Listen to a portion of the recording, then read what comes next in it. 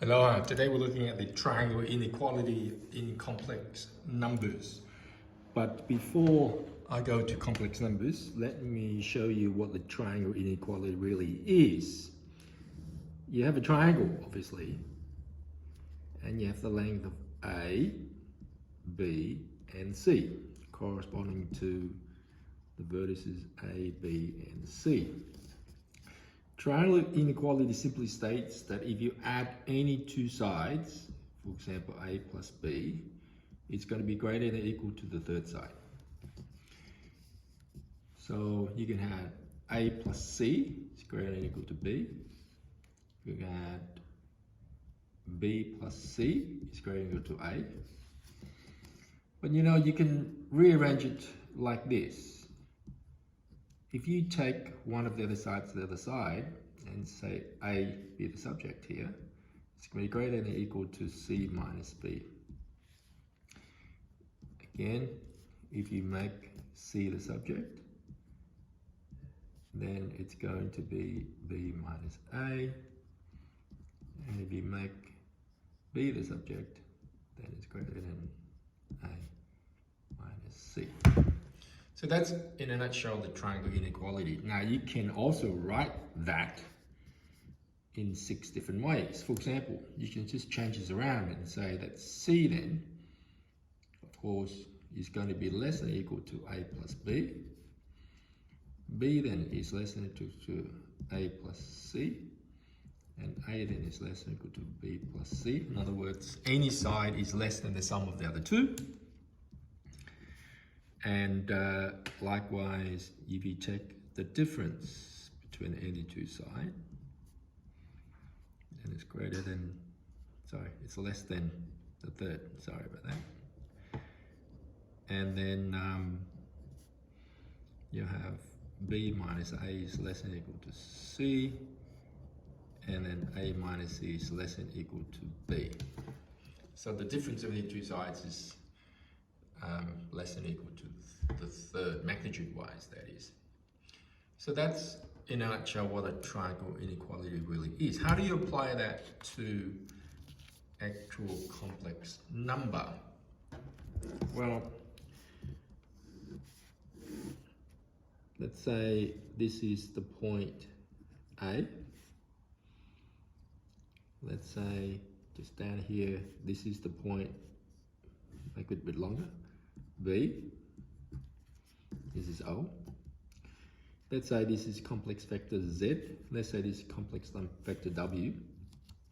And to complete this triangle, let's say the vector is there. Then this vector here, BA, because it's going from B to A, then it's going from W to Z. That means it's Z minus W. So very important from one of my previous videos that this represents vector from W to Z. So that's as far as vector notation is concerned. So if you apply that logic then and use the sides of triangle OAB, so in triangle OAB, of course, OA plus OB is greater than or equal to BA. But you can also rearrange that, and that means that OA then is greater than or equal to BA minus OB. But you can also have OB plus OC is greater than or equal to OA, which means that OB then is greater than or equal to OA minus OC. And finally, you can have OA plus OC is greater than, so OA plus,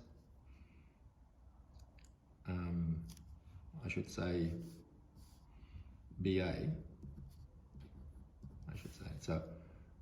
So OA plus OB is greater than BA. And so this one is really BA, yep. And this one is also OB, this is BA as well. And this is BA also. Just got my sides mixed up. Then OA plus BA is greater than the third side, which is OB. When you rearrange that, you get BA is greater than or equal to OB minus OA. So those are when you put complex number representation, OA is length of vector OA, but OA is also a complex number Z. The length of that is going to be Z modulus, and the length of OB is going to be W modulus, greater than or equal to the length of BA is the length of this vector Z minus W. But when you rearrange that, that means that modulus of Z then is greater than or equal to Z minus W minus modulus of W.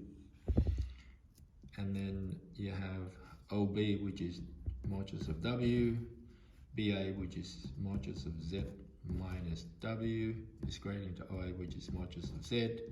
When you rearrange that, you get modulus of W, then is greater than or equal to modulus of Z minus the modulus of Z minus W. And the last one is modulus of Z plus modulus of Z minus W is greater than or equal to modulus of W, which means that the modulus of Z minus W is greater than or equal to modulus of W minus Z. And of course you can swing that around again to make another 6 inequality. So they could ask you to prove any of this inequality in complex number. So any of these could be a question. Any of these 6 and then turn around as well could be a question. But here's an actual question from the actual HSC, 2022 HSC, in fact extension 2, question 15D. They said, given that modulus of Z minus 4 on Z equals to 2, prove that the modulus of Z is less than or equal to 1 plus root 5. All right, so you're gonna break it up into this. This is O. Let's call this point A. Let's call this point B. And how are you going to break this up? Well, this is like your Z and this is like your W, right? So let me make this one Z. Let me make this 4 on Z, where 4 on Z is your complex number W. Break it up that way. And then you just join this point here. And this vector here is vector BA, which is vector from B to A, but B is 4 on Z, so that's going to be from B to A. That means it's going to be Z minus 4 on Z. So very important, you know that definition. That means it's a vector from 4 on Z to Z. That's what the definition of Z minus W means. So then if you look at that, which one of these are you going to use? Are you going to use OA plus OB is greater than or equal to BA? Or are you going to use OB plus BA is greater than or equal to OA? And which one are you going to use? Well, you can use any of them, but it won't give you this particular answer. And only one of them would give you the actual correct answer, and that is that you actually take OA, take away OB is actually less than or equal to your BA. That is the one that's going to work, and that comes from this one here, which is your OA plus BA is greater than OB. So OA minus OB, and it comes from this one right here. So you have OA minus OB is actually going to be less than or equal to BA. That's the one that you're going to use. So applying that means that the modulus of OA is actually modulus of Z, the length of OA. OB is the modulus of 4 on Z, and that's less than Z minus 4 on Z. But you were told that the modulus of Z minus 4 on Z equals 2, so you just replace that with that answer, because you're told that modulus of Z minus 4 on Z equals 2. You give it. And so if you let now U equals to modulus of Z, then this is now going to be U minus 4 on U. Note though that 4 on Z, the modulus of, is 4 modulus of 4 on modulus of Z, which is 4 on modulus of Z. And so then you get a quadratic inequality. You get U squared minus 2U is minus 4 is less than or equal to 0. And if you solve the quadratic inequality, you actually get 1 minus root 5, 1 plus root 5 as the roots over here.